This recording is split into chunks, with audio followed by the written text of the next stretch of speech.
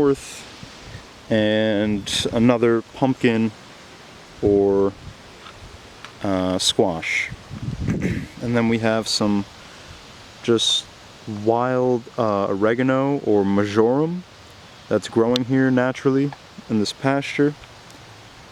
And these are just some boxes that I made for some air prune boxes to grow tree seedlings.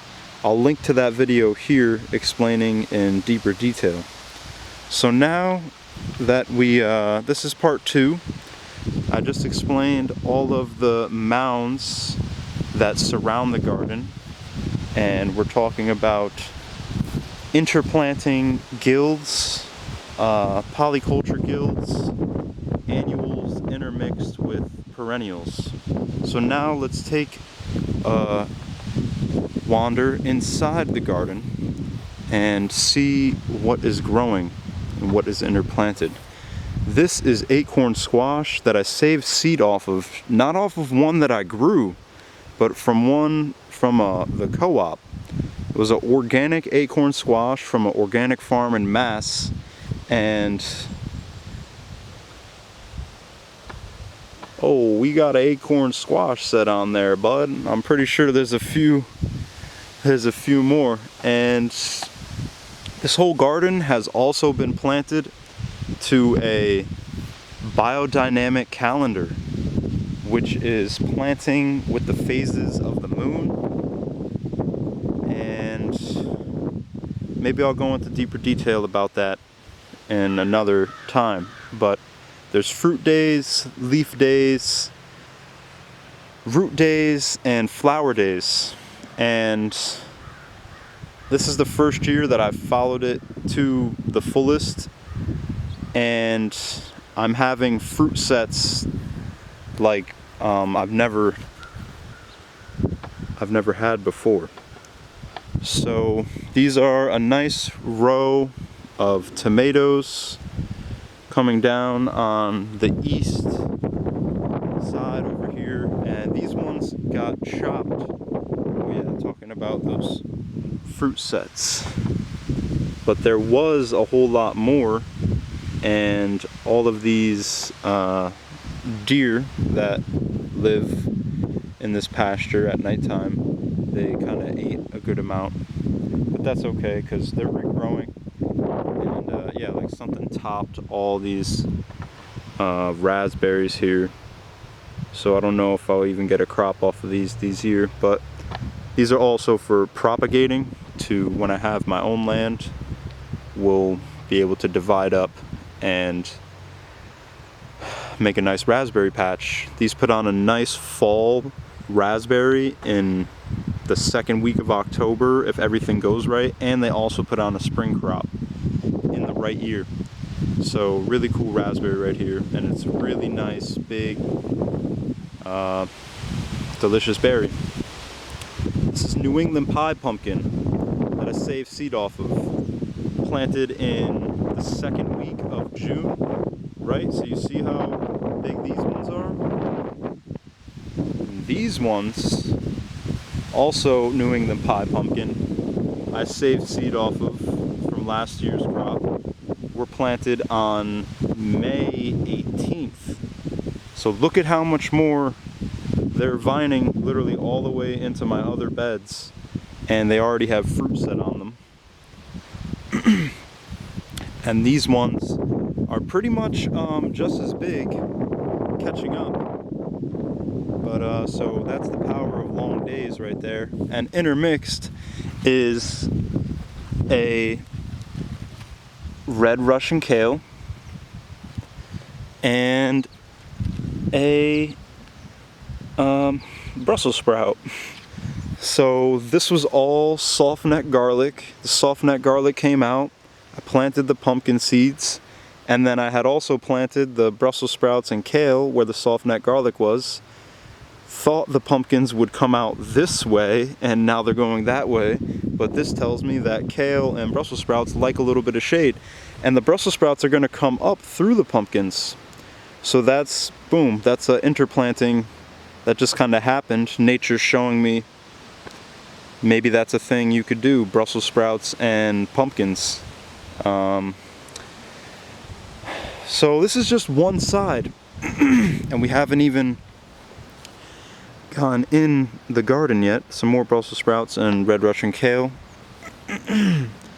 a sweet potato slip, some cucumbers that I need to help continuing trellis up their strings right here, and some eggplants right there. There was some beans down here. Now there is onions, some white Russian kale, and some more Brussels sprouts. And interplanted between the eggplants is broccoli starter plants. So when the eggplants crap out, the broccoli will be there to take its place. Some sorrel radishes going to seed. They excel in the heat, and I didn't think they were ever going to go to seed, but I have a few more plantings that will go over, and so we're keeping the succession going. Like I said, we just got the 15th, well, I said it in part 1, we just got the 15th rain of July, so everything is getting moved over. There's some more New England pie pumpkin planted in early or May 18th. Swiss chard transplant, more pumpkin, more garlic, saving seed, propagating. Tomato transplant.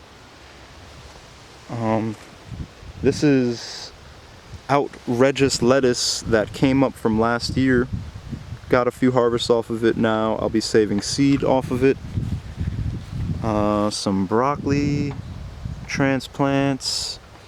Another sweet potato slip. Another sweet potato slip. Strawberries. There's actually a little tiny strawberry on there. These are everbearing variety. They are called Seascape, and medicinal cannabis plant. I said medicinal cannabis plant. I tried to put two words together. And then we have yucca, late season potato, more sweet potato slips, red Russian kale on both sides of this winter density all season lettuce. There's some bean plants, more Brussels sprouts that I grew from seed, sweet potato slips, radish, French breakfast radish, saving seed off of, summer squash. There's these radishes we were talking about. On the front south side, these are all sweet potato slips planted in what otherwise would have been a pathway. Doing nicely with some shade. Some tomato, can go some Swiss chard, rhubarb red Swiss chard coming into its own. Everything here is planted by me from seed, started inside and then brought up here. Besides these Brussels sprouts that were gifted to me from the farm that I work on, along with the delicata that are on the east side, but everything else is grown from seed by me or propagated by me. Some red oak leaf lettuce, some red fire lettuce that came back up from last year. I did not plant that. Some red giant mustard greens and green wave mustard greens, an elderberry cutting that rooted, doing nicely, some echinacea, some oregano, that was a gift. Sage, I grew that from seed last year, overwintered. Some of these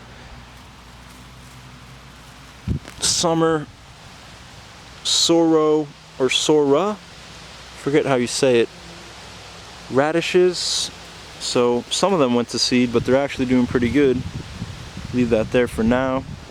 There's some, excuse me, leeks that I planted here from seed. So maybe there'll be winter leeks, so I can pull them up and transplant, heal them in a little bit deeper, and have some winter leeks.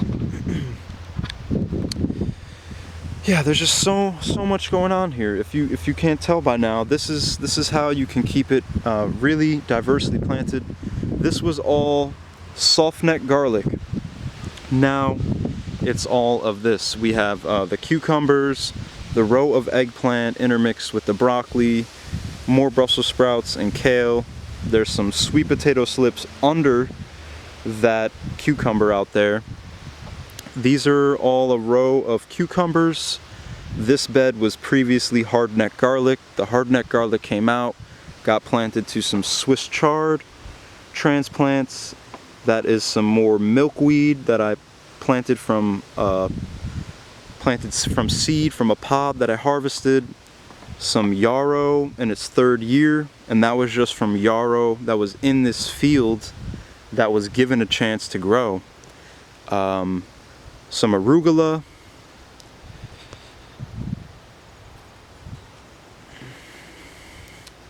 pumpkin.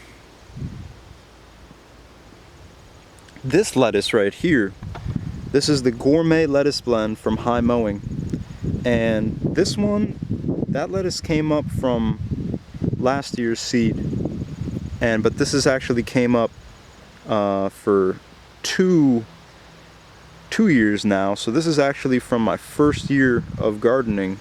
So come to part 3, because this video is going to cut off here. But so anyways, this lettuce was planted in March, direct sown, and it still has not gone to seed. The New England pie pumpkin. We have the